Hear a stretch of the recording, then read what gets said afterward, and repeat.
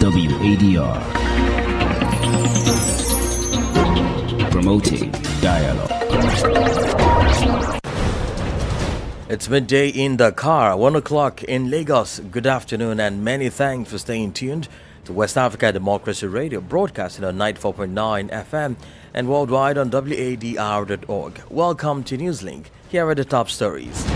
Attack on Chadian presidency leaves 19 dead in the capital, N'Djamena.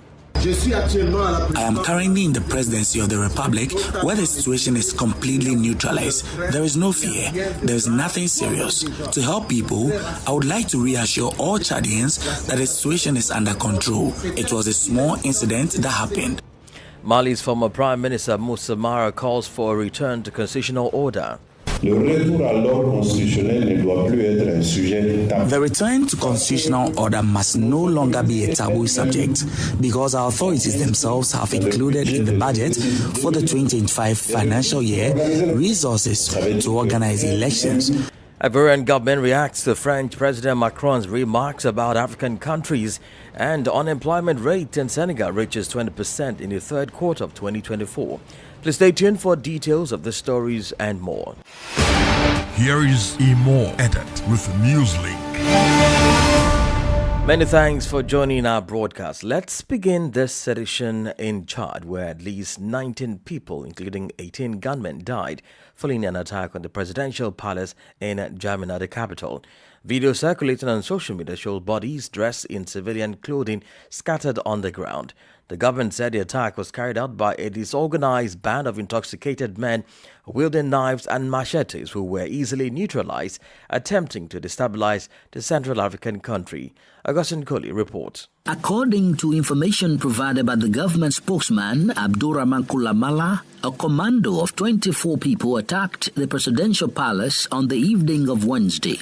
The death toll stands at 19, including 18 attackers. According to several sources citing the Chadian government, the sporadic shootings began around 8 p.m. local time in the Jambel Bad district near the presidency, and planes were reported to have taken off in the area. However, Chadian Foreign Minister and government spokesman Abdurrahman Kulamala later appeared in a video shared on social networks surrounded by soldiers, stating that the situation is under control. I am currently in the presidency of the Republic where the situation is completely neutralized. There is no fear. There is nothing serious. To help people, I would like to reassure all Chadians that the situation is under control. It was a small incident that happened. There is absolutely nothing. Everything is calm. I want you to be reassured. We are here and we will defend our country at the cost of our blood. Be calm. There is nothing. The defense and security forces are mobilized and everything has been eradicated. This entire attempt at destabilization has been eradicated. Currently, the reasons for the shootings near the Chadian presidency and the individuals responsible remain unknown. The government spokesman also said the public prosecutor will make a statement subsequently to provide more details about the situation. Augustine Colley filed a report back in the Sahel, precisely Mali, where former Prime Minister Moussa Mara is calling for a return to constitutional order. Addressing the press on Wednesday, he outlined several significant challenges facing the country, including security and restrictions on civil liberties. The former Prime Minister also criticized the current management of the military transition. Francis Boniface has the details in this report filed in by our Bamako correspondent, Aliu Cham. During a press conference on Wednesday, Moussa Mara expressed 5 major concerns currently facing Mali. They include the security situation, the economy, the ongoing energy crisis, restrictions on freedoms, and the organization of elections scheduled for 2025. The former Prime Minister also took the opportunity to review the initiative launched a year ago to stabilize the transition process. Le retour à l'ordre constitutionnel ne doit plus être un sujet tabou. The return to constitutional order must no longer be a taboo subject because our authorities themselves have included in the budget for the 2025 financial year resources to organize elections. So that means that they themselves have planned, at least budgetarily, financially, that the elections will take place in 2025. What prevents them from setting a timetable, from working with the political actors under the guidance of the steps that should lead us to these elections planned for the 2025 by themselves. While Mali has been plunged into a serious energy crisis that has lasted for nearly 2 years, the former head of government under the regime of Ibrahim Boubacar Keïta warns of the consequences that could result from the situation. This issue of energy shortage, it can be a source of great difficulties this year 2025, and it can even destabilize the transition if we do not do anything about it. It is good to have a pragmatic mind and above all to be concerned with relieving the lives of our compatriots. However, Musa Mara urges the authorities to prioritize dialogue over military action as a means to address the security crisis in the country. That was our Bamako correspondent Ali Cham's report, voiced by Francis Boniface. We head now to Nigeria, where 6 soldiers have reportedly lost their lives during an attack on a military base in Borno State, northeast, by fighters from the Islamic State West Africa province, OSIWA. Confirming the clash, the Nigeria Defense Headquarters reported that 34 insurgents were also neutralized by the troops, who additionally recovered 23 AK-47 rifles and more than 200 rounds of ammunition. The WDL's Abuja correspondent Usman Mara has more details in this report. The attack by the terrorists took place early on Sunday in Sabongari within the Damboa district, with fighters reportedly launching a pre-dawn assault using trucks and motorcycles. According to military sources, insurgents set fire to the base and destroyed army vehicles. In a statement released by the defense headquarters, the ISWAP fighters had attempted to launch a surprise attack in retaliation for the recent killing of their commander. However, troops on patrol thwarted the ambush. Reinforcements, including members of the Civilian Joint Task Force and vigilantes, arrived to repel the assault despite encountering an improvised explosive device that injured a vigilante commander. However, airstrikes carried out major shootings as the attackers fled, reportedly inflicting further losses on the insurgents. While confirming the 6 casualties, the defense headquarters noted that administrative processes to inform their families are ongoing and therefore urged the media to respect this procedure. The Nigerian Armed Forces reiterated its commitment to defeating terrorism in the country, vowing to continue operations to combat ISWAP and Boko Haram. For Newslink on West Africa Democracy Radio, Usman Umar reporting from Abuja. More stories coming up on West Africa Democracy Radio. Newslink continues. Now, leaders from across Africa gather in Accra, Ghana on January 7 to witness the inauguration of John Dramani Mahama as Ghana's newly elected president. Beyond the ceremonial aspects, the event carried significant geopolitical implications. Security consultant and international relations expert Professor Kwesi Anning believes the presence of leaders from Burkina Faso, Mali and Niger at President John Mahama's inauguration symbolizes a potential opening for more dialogue to have them rescind their decision of leaving the regional bloc ECOWAS. WDL's Accra correspondent Nadi Tete reports. Ghana's President John Mahama's inauguration on January 7, 2025 drew a strong presence of African leaders. Among the notable attendees were Paul Kagame of Rwanda, Bola Tinubu of Nigeria, Julius Maada Bio of Sierra Leone, Patrice Talon of Benin, and William Ruto of Kenya. Speaking on the significance of the presence of these African leaders at the event, security consultant and international relations expert Professor Kwesi Anning noted that Mahama's inauguration underscored his Pan-Africanist ideals and his vision for a united and strong Africa. Mahama is an internationalist and also a Pan-Africanist. But even more than that, he realizes that the Pan-Africanist dream or the closer African integration dream be achieved when West African leaders themselves are strong. One of the most notable moments of the ceremony was the attendance of representatives from Burkina Faso, Mali, and Niger, countries that have recently announced their decision to exit ECOWAS. Their presence has sparked discussions on whether the regional bloc can heal divisions and bring these nations back into its fold. Professor Anning highlighted the symbolic nature of their participation and its implication for trust building within ECOWAS, particularly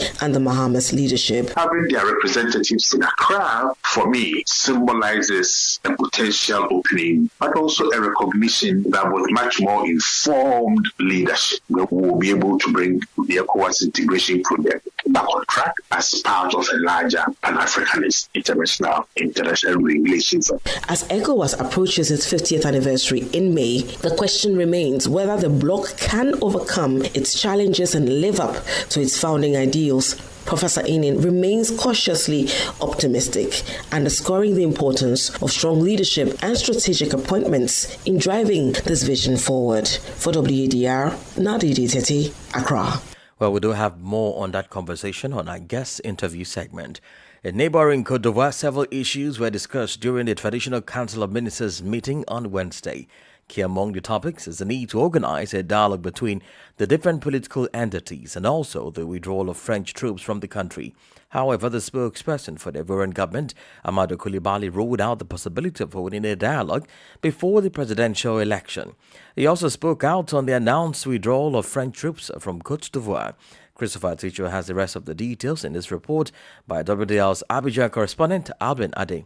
Amadou Coulibaly, the Ivorian government spokesperson, stated that Côte d'Ivoire is not affected by President Emmanuel Macron's remarks. Recently, President Macron accused some African countries demanding the withdrawal of French military bases of being ungrateful. In response, Coulibaly emphasized that the Ivorian government has no comment to offer regarding the French president's statement. He also addressed the topic of the definitive withdrawal of French soldiers from Côte d'Ivoire. As for the countries that should be grateful to France, in any case, I do not remember France having fought for Côte d'Ivoire, so we are not particularly concerned by these remarks either. The intervention of the head of state was very, very clear on the conditions in which the discussions were conducted to result in this retrocession of the 43rd Bima camp. I think we must return to the speech of the President of the Republic to see that perhaps his remarks concerned other countries, but not Côte d'Ivoire. Faced with the opposition's multiple requests for political dialogue, the Ivorian government spokesperson specified that all concerns had been taken into account during the last consultations. Amadou Coulibaly also urged the opposition to express its grievances to the institutions concerned. We had a final political dialogue that allowed us to review all the concerns. The recommendation of this final political dialogue was to say that all the problems that fall under the responsibility of an institution must be put to them. This is the consolidation of the rule of law. Furthermore, Coulibaly added that if the concerns of opposition political parties are not addressed by the institutions, they may consider initiating a call for dialogue. That report was filed in by our Abidjan correspondent Alvin Ade and voiced by Christopher Aticho. Now, several human rights defenders and business partners in the Gambia are engaged in discussions about the United Nations Guiding Principles, UNGPs, on business and human rights. The forum aims to raise awareness on the UN policy among various stakeholders. This two-day consultative meeting is organized by the International Institute for Democracy and Electoral Assistance in partnership with the National Human Rights Commission with support from the European Union. From Banjo, Sankulijanko report.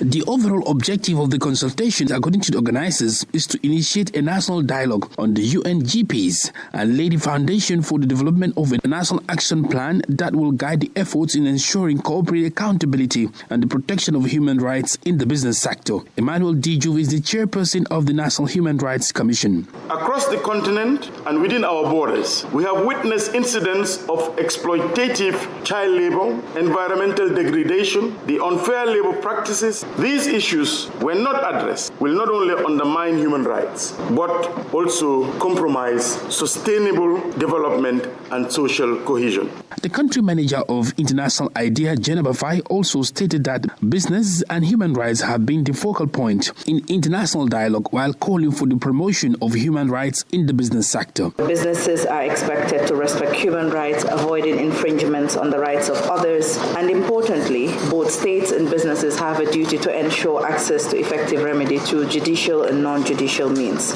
The European Union is funding this initiative, and its ambassador to the Gambia, Immaculado Roca I. Cortez, reiterated EU's support. The EU remains committed to supporting the Gambia in this process. through technical assistance, capacity building, and shared expertise. Meanwhile, the Solicitor General of the Gambia described the consultation as timely. This framework addressing the United Nations Guiding Principles on Business and Human Rights comes at a critical time for the Gambia as we work to strengthen our governance structures, ensure justice for all, and foster a business environment that respects the rights and dignity of our people. It is hoped that the consultation will help to popularize the UNGPs among stakeholders and advocate for the adoption of the National Action Plan on Business and Human Rights, among others. For News Link in West Africa, the Macross Radio, I'm Sankila Janka reporting from Banjul. You're listening to Newslink on West Africa Democracy Radio 94.9 FM Dakar and across our partner stations in the sub-region. Here's a reminder of our top stories. Attack on Chadian president leaves 19 dead in the capital, N'Djamena. Mali's former Prime Minister Moussa Mara calls for a return to constitutional order. Ivorian government reacts to French President Macron's remarks about African countries.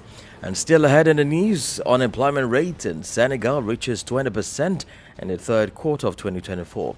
We do have the press review, a guest interview, and sports news. Please stay with us. West Africa Democracy Radio. It's you speaking.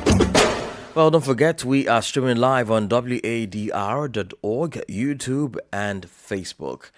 Back here in Senegal, the expanded unemployment rates of the country reached 20.3% in the third quarter of 2024 as compared to 19.5% in the same period in 2023.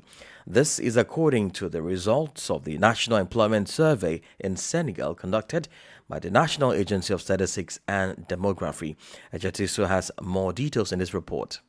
In the ENES report conducted by the ANSD in the third quarter of 2024 and relayed by Les Echos, 58.3% of people of working age 15 years or older participated in the labor market. This level of activity is slightly higher in rural areas than in urban areas, with men more active than women, with rates of 68.7% and 47.7% respectively. The report added that year-over-year participation levels were down 3.1 percentage points compared to the same period in 2023. It also indicated that youth aged 15 to 24 years old who are neither in employment, education, or training accounted for 34.1% of this age group in the third quarter of 2024. This rate is higher in rural areas than in urban areas.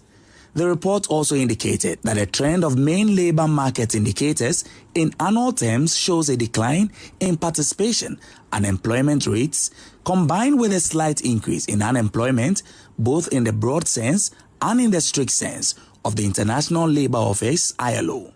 The Echos stated that according to the ILO, unemployed include people without a job who are available for job within 2 weeks and have actively sought employment in the 4 weeks preceding data collection. However, this definition is considered restrictive for Senegal, where the labor market is poorly structured for active job search. Ajetisu filed a report. In Liberia, several individuals have been identified as persons of interest in connection with a fire that destroyed the joint chambers of the country's parliament on December 18, 2024. The Joint Security Investigations confirmed that the fire was an act of arson. This disclosure was made by the Inspector General of Police, Colonel Gregory Coleman, during a press conference on Wednesday. However, he did not reveal the identities of these individuals, citing the need for confidentiality in the ongoing investigation.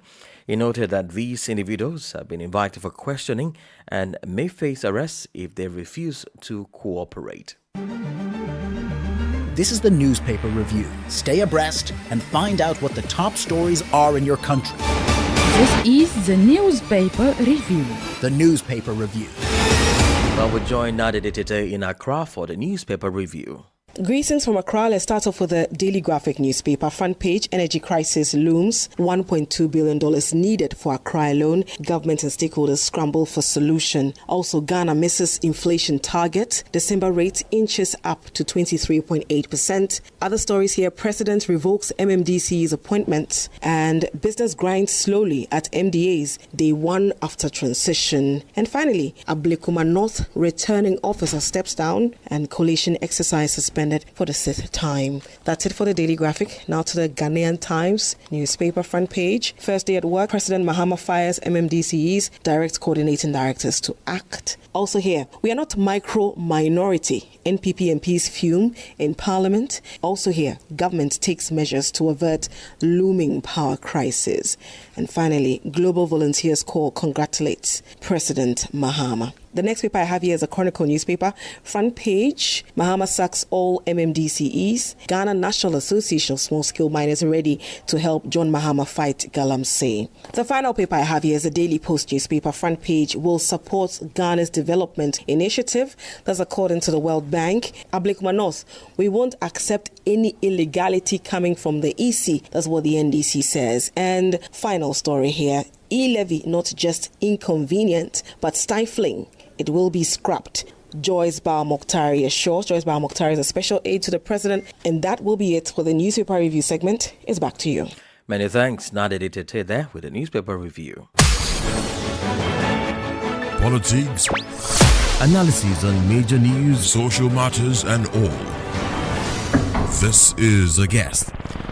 Well, we take you back to our fourth story from Ghana. And our guest on this edition is international relations expert and security consultant Professor Kwesi Anning. He speaks about the impact of the presence of the various African leaders at the inauguration and the possibility of it opening a window to dialogue with the three Sahel states on their way to exit ECOWAS. Well, Mahama is an internationalist and also a Pan-African. But even more than that, he realizes that the Pan-Africanist dream or the closer African integration dream be achieved when West African leaders themselves are strong. So you would notice a very strong presence of West African leaders, but even more importantly, our closest neighbors. And for me, that is very telling. We all know that in the last couple of years, Ghana's disastrous foreign policy, when we led ECOWAS, that saw all kinds of coups d'etats and attempted coups d'etats, has actually undermined ECOWAS integration project to the extent that 3 member states have decided to leave the organization. So having their representatives in Accra, for me, symbolizes a potential opening, but also a recognition that with much more informed leadership, we will be able to bring the ECOWAS integration project back on track as part of a larger Pan-Africanist international relations.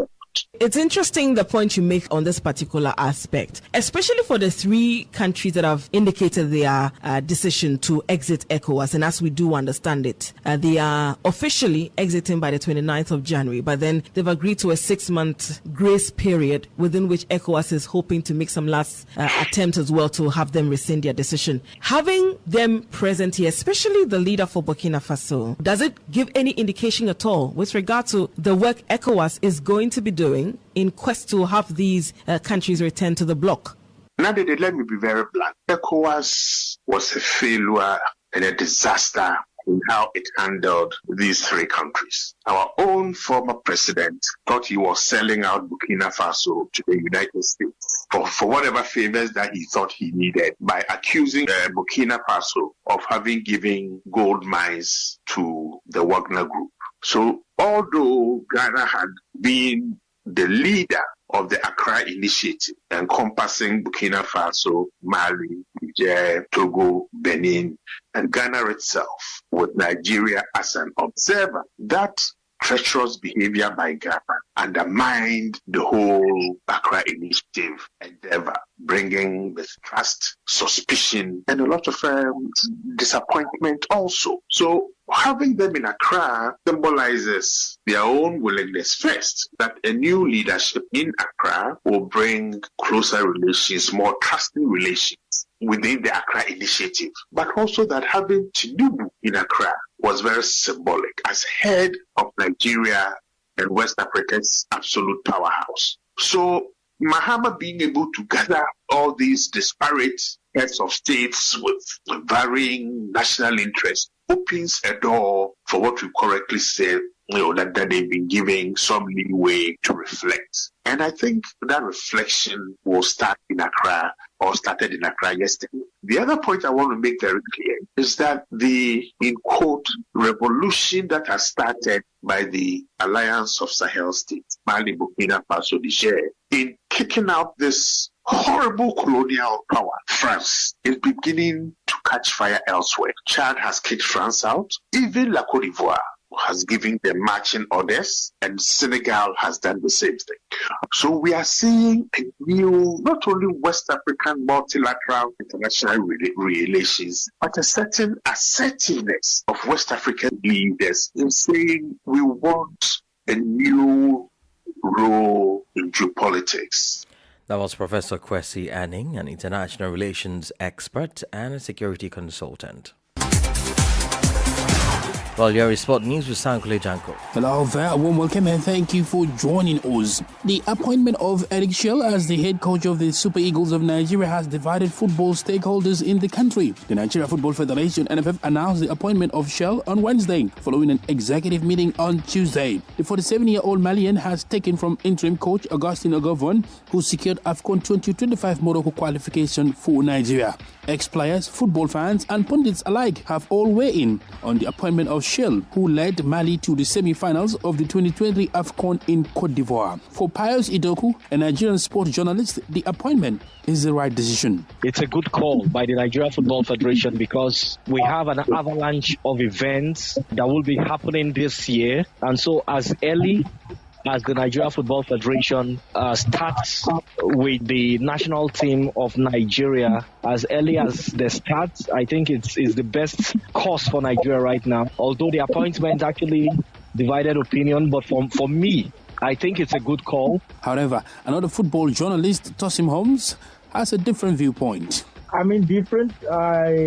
I'm totally indifferent to the appointment. The reason why I say I'm indifferent is because people perhaps had high expectations because of what has been said in terms of who they want to hire and all those kind of things. But the moment the announcement became official, I had to come to peace with it because you have to support the coach now. I think for me, the big question is what he can do in big moments, because it looks like when expectation is very high, there are question marks. Like these two, Nigerians are divided on this appointment. Meanwhile, the NFF has tasked Shell to secure FIFA 2025 World Cup qualification for Nigeria. Nigerians will have a glimpse of Shell's tactical prowess when he leads the Super Eagles during the World Cup qualifiers in March. That's it for sports. It's back to you.